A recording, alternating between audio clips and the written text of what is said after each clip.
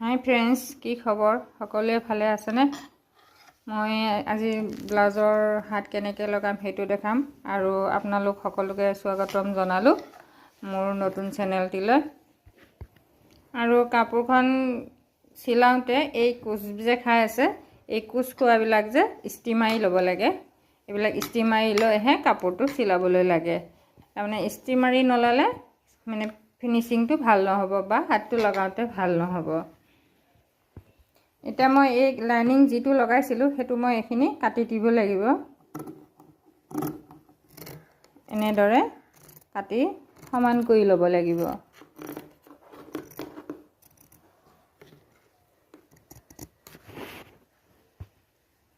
এতিয়া মই এইখিনি সমান কৰি কাটি ল'লোঁ হাতটো।